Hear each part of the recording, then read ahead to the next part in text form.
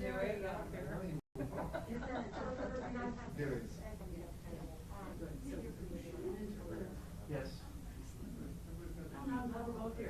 Just Pat, Marion, you can probably put your chair up. You can put your chair right here. In front. Right here, in front of the wall. Is Is the empty space right in front of the wall box? Here, I'll take it. Oh, thanks.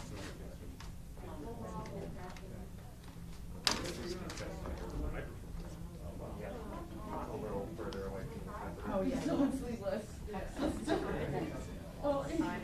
a little bit, just. All right. Fully. It's like 900. It's also like 900 degrees.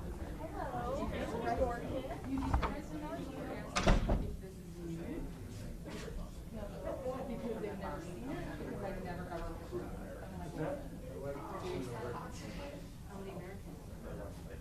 So wait for a minute after you think.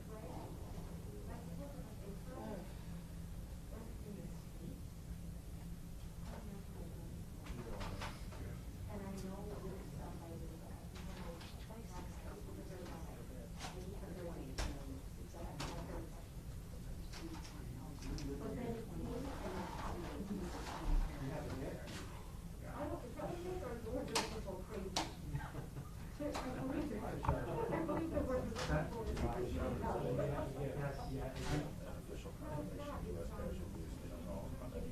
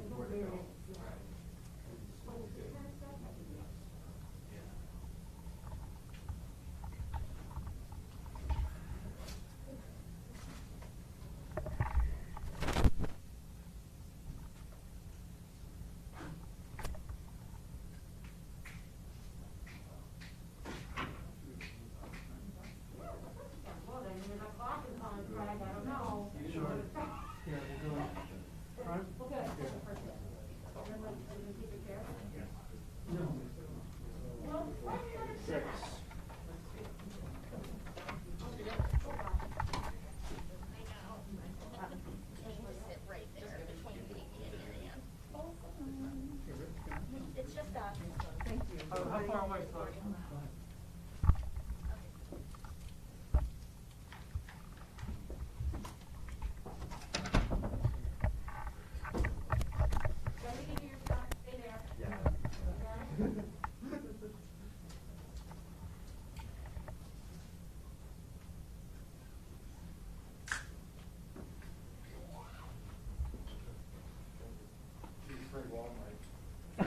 Yeah.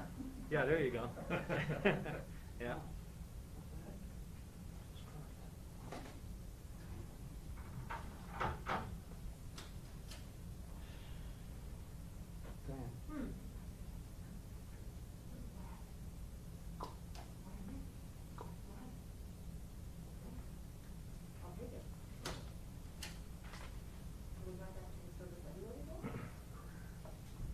No, but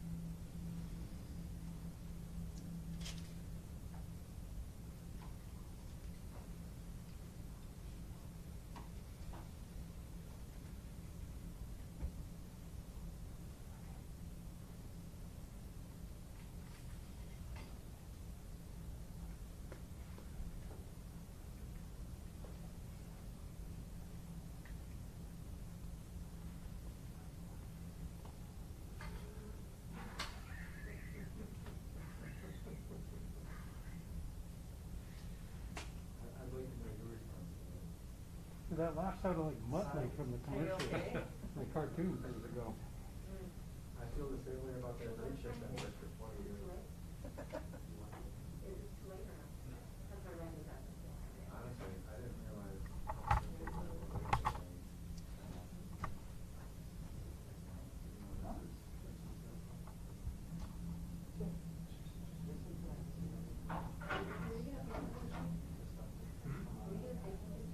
Yes, do you want the, what's that? you're gonna take my card, right? No, they're gonna put it back there.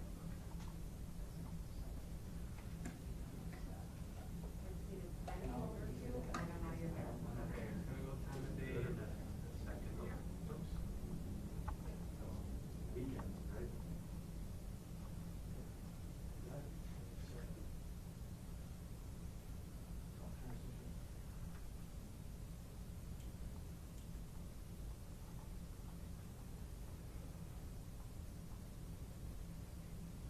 I do, yes. I'm just gonna stand and sign and try not to talk because they get mad when we talk. What do you got, Albert? Oh, 5. It's coming on 10:07 again.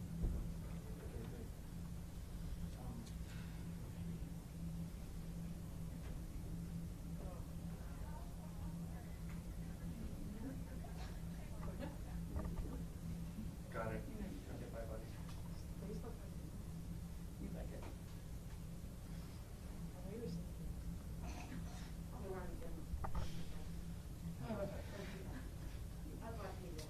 Too soon, too soon. Accurate.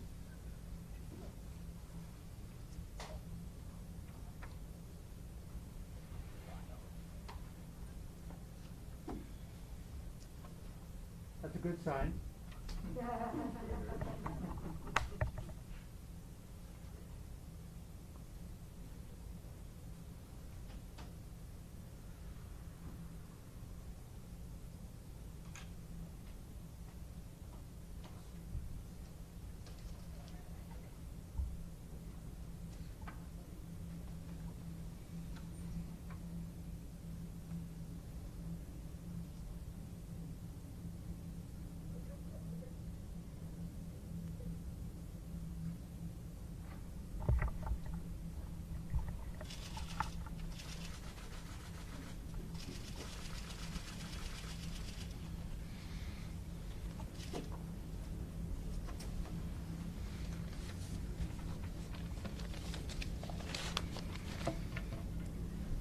Well, good morning, everyone.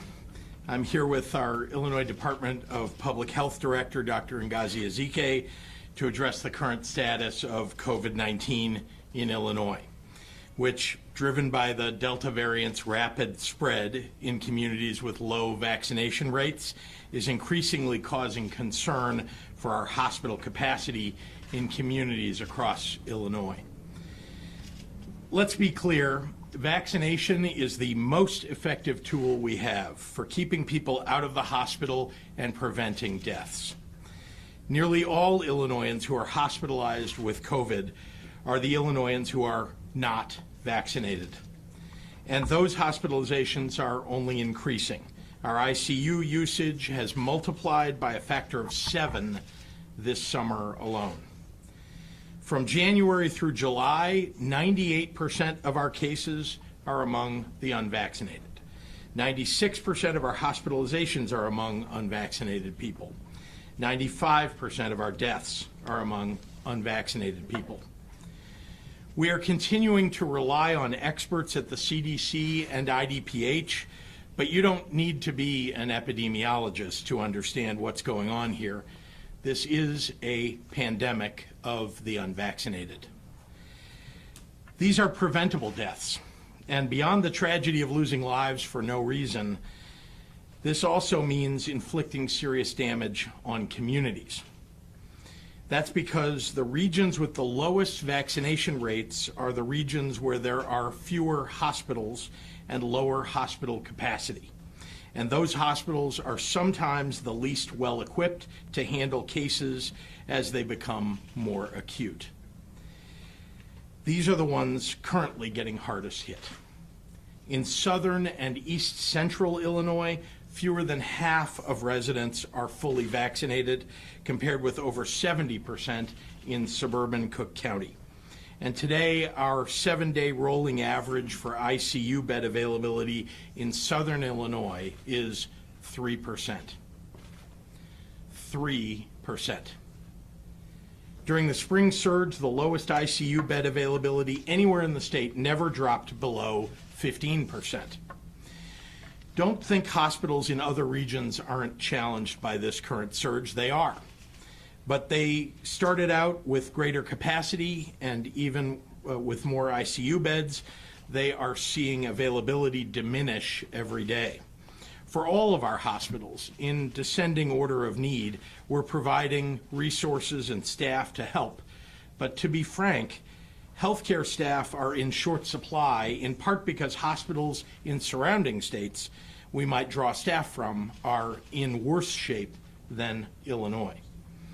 At the end of the day, as it has always been during this pandemic, the best way to manage this situation is for people and communities to prevent sickness by slowing transmission with masks and vaccinations.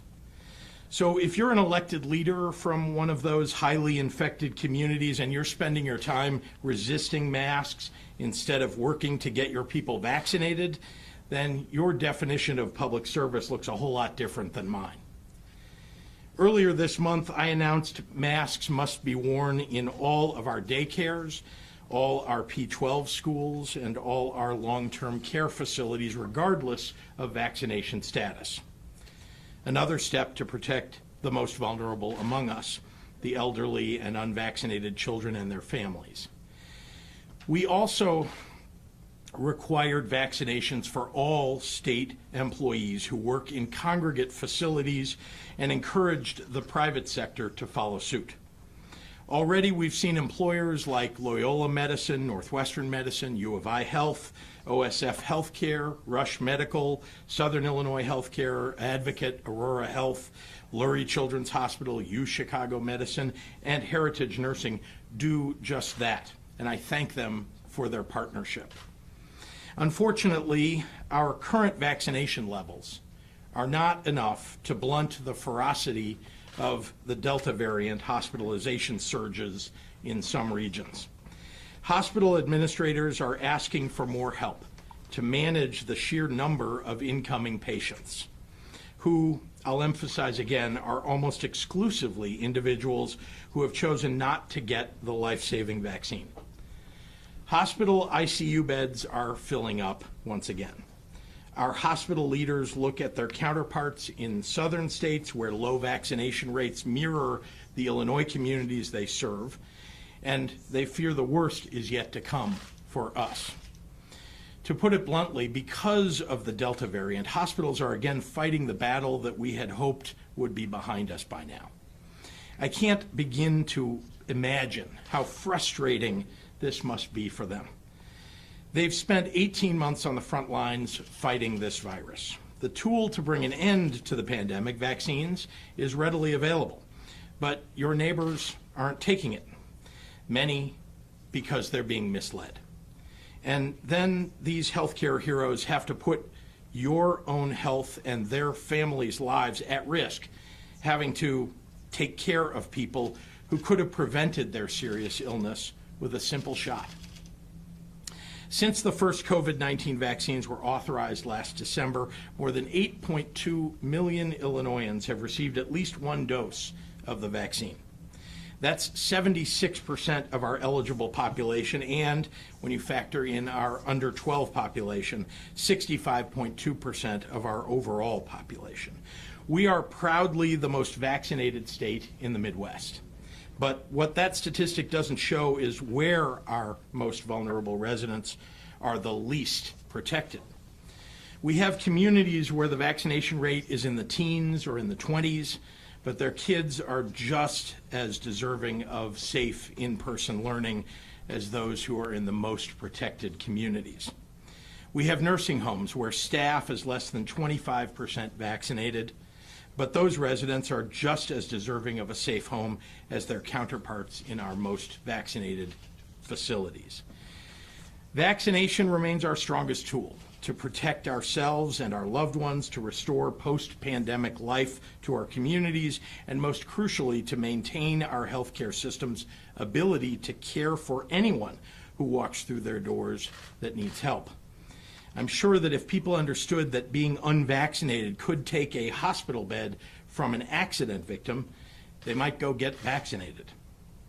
Unfortunately, we are running out of time as our hospitals run out of beds. Today, I'm announcing a series of additional vaccine requirements aimed at protecting our most vulnerable residents, unvaccinated children and their families, and the ability of hospital systems to handle this surge.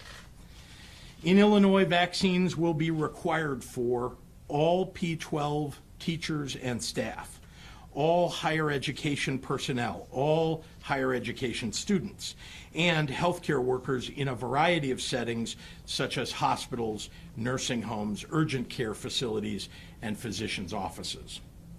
Effective September 5th, individuals working in these settings who are unable or unwilling to receive their first dose of vaccine will be required to get tested for COVID-19 at least once a week, and DPH and ISB may require more frequent testing in certain situations, like in an outbreak. The COVID-19 vaccine has been available to the public for many months.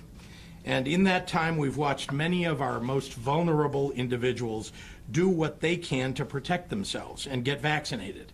But unvaccinated workers in the healthcare system and at nursing homes have driven the majority of the breakthrough hospitalizations that we've seen in Illinois, infecting elderly and immunocompromised residents who are the first to be hurt when their community isn't safe. Let me say that even more simply. If you're unvaccinated, you're getting the people in your care sick. It's one reason why they'll likely need booster shots, and it's why I'm instituting this vaccine requirement. I hope that more and more Illinoisans on the fence about the vaccine will get vaccinated as soon as possible. Remember, these vaccines are doing what they're designed to do, essentially to eliminate the risk of hospitalization and death. In the meantime, Illinois will join several other states that have reinstituted statewide indoor mask requirements, regardless of vaccination status, effective on Monday. Masks work, period. The quick spread of this disease in Illinois and across the country is holding us all back from the post-pandemic life that we so desperately want to embrace, and it's harming the most vulnerable among us. Hospital staff are becoming overwhelmed and overburdened. People are dying who don't have to die.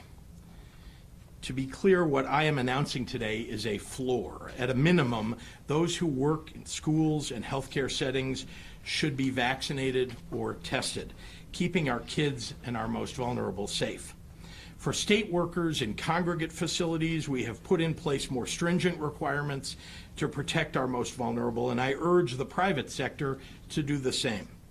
A number of employers across the state have already instituted vaccine mandates, and others can and should take this critical health and safety step so that we can finally bring this pandemic to an end. We have a tool in our hands that will save lives. We are at a crossroads. So thank you, and with that, I would like to turn it over to our Director of the Department of Public Health, Dr. Ngozi Ezike. Doctor.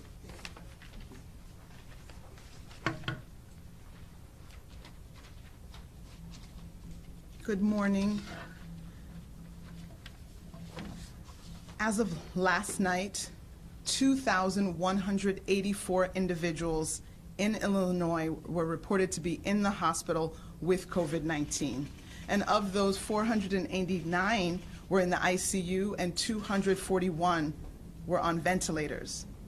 It's been months and months since I've been reporting these numbers during press briefings, and I was hoping we'd never have to be here again. But right now, we're seeing 220 individuals being admitted to the hospital every day with COVID. The last time we saw this high a number was in May. cases reported today are more than 40 times higher than the low that we appreciated earlier this summer. We are facing ICU hospital shortages. The ICU beds have run out, particularly in southern Illinois and parts of central Illinois, where the vaccination rates are the lowest. In Region 5, southern Illinois, the least vaccinated region of the state, there was only one ICU bed available on Tuesday. And that's not just one bed, one ICU bed for a COVID patient. That's one ICU bed in the entire region for the 20 counties that it serves for anyone, whether it's appendicitis, a car crash, any kind of injury that would need a bed. Most hospitals in different areas of the state are reaching capacity as well. The number of people in Illinois ICUs with COVID is 7 times higher than it was at our low point this summer, just on July 7th. At the rate we're going, Region 5 will not have any ICU beds as soon as tomorrow, and potentially next week for Region 4. Regions 3 and 6 could run out of ICU beds in mid-September if the number of people being admitted to the hospital every day continues at its current rate. Our poor healthcare workers have been in this stressful work environment for a year and a half, and they are tired and somewhat frustrated because we do have the tools that will help keep people out of the hospital. These hospitalizations are preventable, and vaccination is our tool. On Monday, the FDA approved the Pfizer COVID-19 vaccine for everyone 16 years and older. For people who were hesitant because the vaccine had, quote, not yet been approved or was, quote, experimental, that excuse is gone. I urge you now to go and get vaccinated. FDA's full approval of the COVID-19 vaccine after tens of thousands of clinical trial participants and months of real-world data should help reassure everyone who has concerns about getting vaccinated. But let's not forget the other effective tool that we had before we had vaccines, our masks. Wearing a mask continues to be one of the simplest, cheapest ways to reduce the spread of COVID-19. And there is robust scientific evidence that widespread use of masks, including the non-medical masks, do in fact prevent the spread of COVID-19. And with our kids in school who are too young to even be vaccinated, masking is the best way for them to actively protect themselves from COVID. For some schools, they've only been in for a few days or just a couple of weeks, and we've already seen outbreaks and kids being sent home because they weren't wearing masks. This includes an outbreak in the Carlisle School District in southern Illinois, where already dozens of students have tested positive and hundreds of students have been placed in quarantine. If we actually want our kids to be in school for in-person learning, masking is a great protection and our best bet. The bottom line is masks are effective. Vaccines are effective. But until more people are vaccinated, we need to take the steps to protect our healthcare workers, protect our hospital resources, and protect our most vulnerable. Thank you so much. I'm going to repeat these comments in Spanish. En este momento, estamos viendo aproximadamente 220 personas ingresadas en el hospital cada día por COVID-19 y nos enfrentamos a la escasez de camas en las unidades de cuidados intensivos en los hospitales. En la región 5, al sur de Illinois, la región menos vacunado en el estado, había solo una cama disponible en la unidad de cuidados intensivos el martes. Y esa no es solo una cama para un paciente con COVID-19.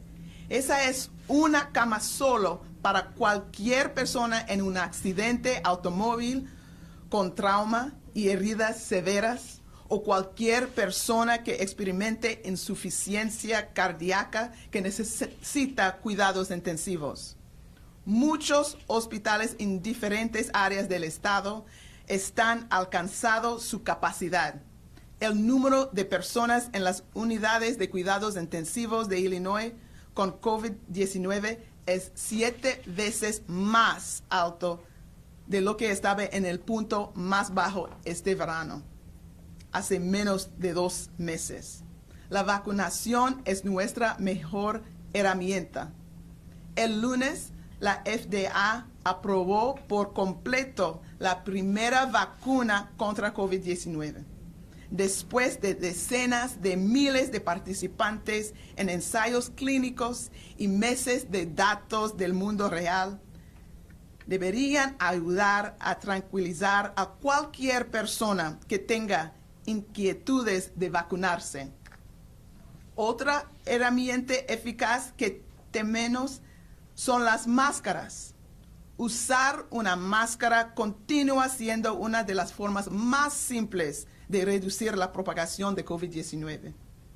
Existe evidencia científica sólida de que el uso de generalizado mascarillas, incluidas las no médicas, previene la propagación del COVID-19. Para algunas escuelas, solo han pasado un par de días desde que comenzaron las clases y ya estamos viendo brotes y niños siendo enviados a casa. Si queremos que nuestros hijos regresen a la escuela en persona de manera segura, el uso de máscara es la mejor protección. La conclusión es simple. Las mascarillas son efectivas y las vacunas son efectivas. Pero hasta que se vacunen más personas, necesitamos tomar medidas para proteger a nuestros trabajadores de la salud y nuestros recursos hospitalarios de ser abrumados. Gracias para su apoyo. And with that, I will turn it back over to Governor Pritzker for questions. Thank you, Dr. Ezike. Happy to take Governor, what's questions. the Yeah. light at the end of the tunnel for folks? Like, what is the, do you have solid metrics that you're going to put forth so people know that at some point they can get Yeah. out of these meetings? First and foremost, as you heard, we're looking at the hospitalizations and ICU beds. Until we alleviate the pressure on hospitals, we're going to need to continue to, put the pressure on for people to wear masks and, indoor locations and all the other mitigations that I've talked about today and that we've had in place.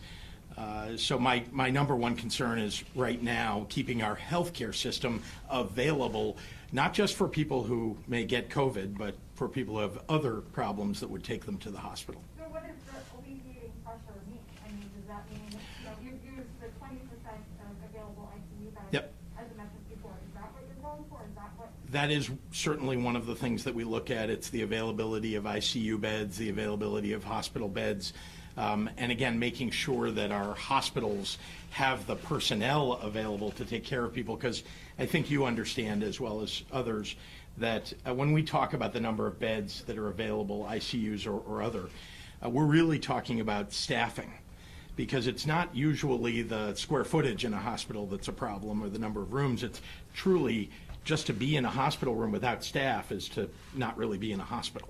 So we need to make sure that that the staffing levels are maintained. We're doing everything we can to make that possible for hospitals.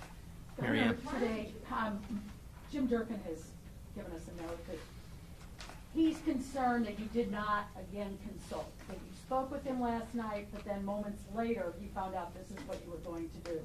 So were you really honorable and looking out for his advice when you already had your decision made?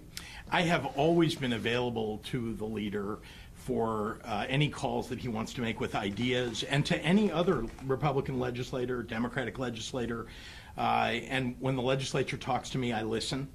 And I have asked for ideas from both sides of the aisle.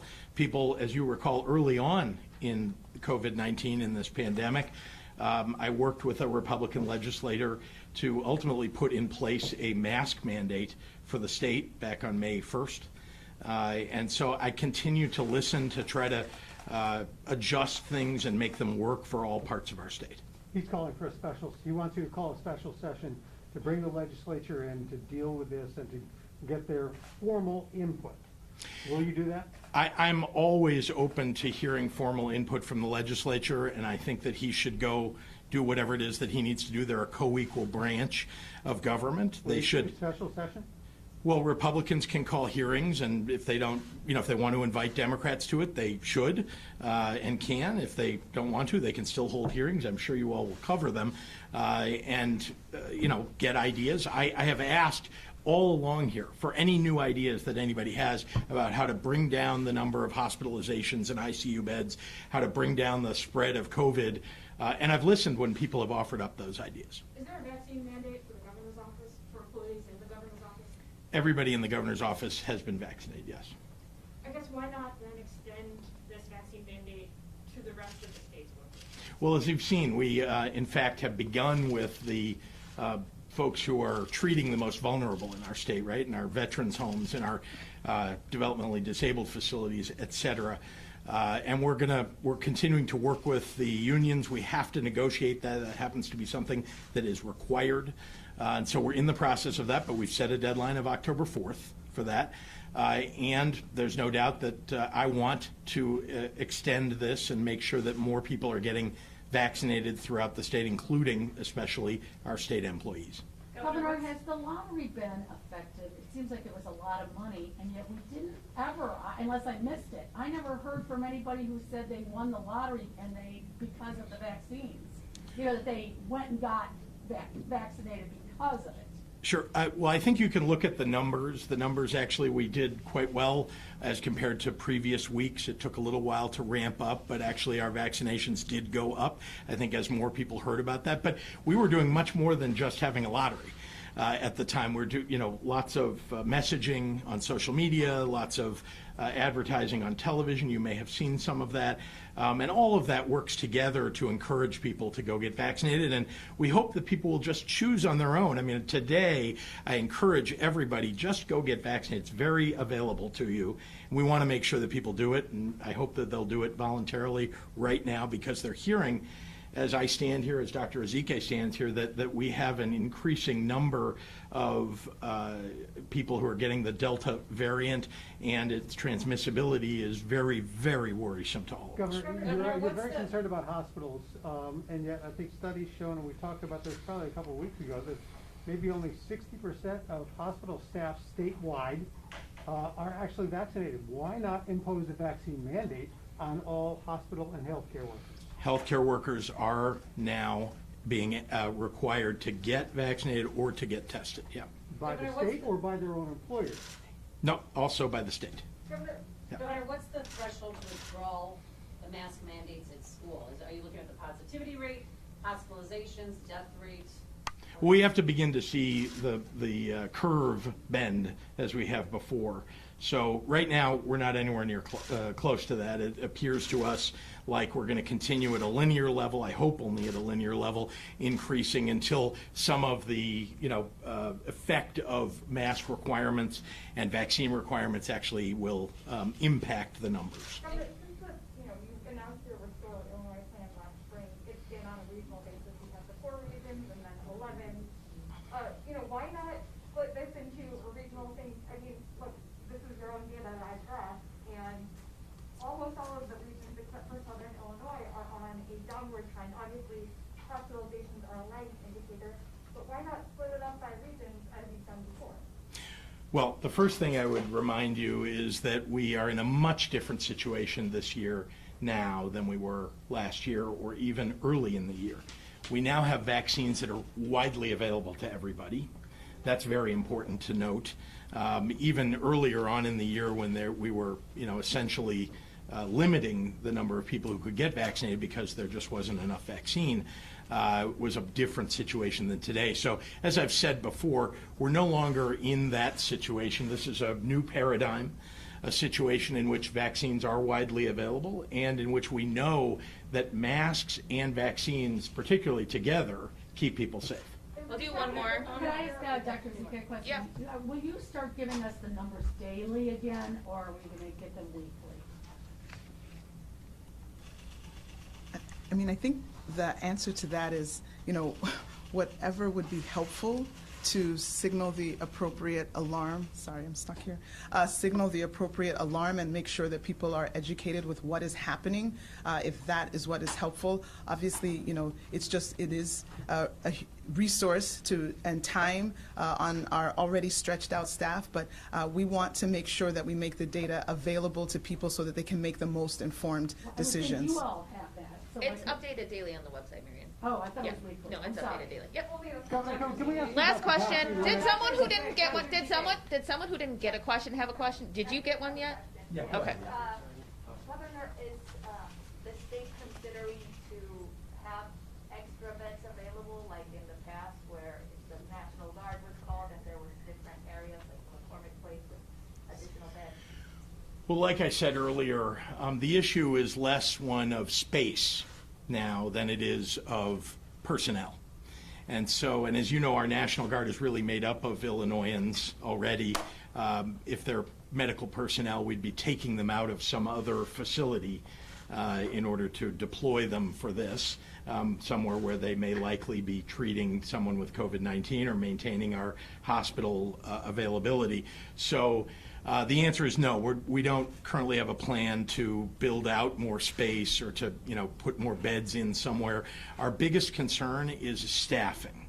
And again, we've deployed staffing from state government, what we have available and what we've contracted for and kept in place those contracts, to places like Southern Illinois where this is the biggest problem of any region. All right. This is the last one. Craig, last one. Okay. Marianne, Craig, and then we're done here. Yeah. So the question about capacity limits, obviously you're talking about indoor masks, so Yeah. we've got, issues of how many people can be in there, if they're gonna be crowded in with masks. Are you considering any kind of capacity limits, and if not, why not? Well, as I've said, there's obviously a menu of things you've seen us deploy over the course of the last year and a half. That's not something that we're currently looking at. I wouldn't hope or anticipate that we would go back to something like that. But again, I think we all know when these numbers get to a place where it gets out of control, or it's at a place where we truly can't treat people in hospitals, you have to take further steps. So I don't anticipate that we'll get there, and that's not something that's currently on the table. Marianne. Governor, are your campaign commercials, were you too soon? It seemed as if you were saying mission accomplished. Oh, no, that's not the case. I'll just say, number one, I think one of the messages here has been that the people of Illinois actually have done most of the work here to keep people safe. It's they who are wearing masks. It is they who are getting vaccinated. And so, to the extent there's any advertising about it, it's really just about leadership. It's about just reminding people that when you're in a crisis, it takes real leaders to step up and do the right thing. Thanks, everyone. Can you Thank detail you. the studies on which you're making this decision for statewide mask mandates? People just want to know.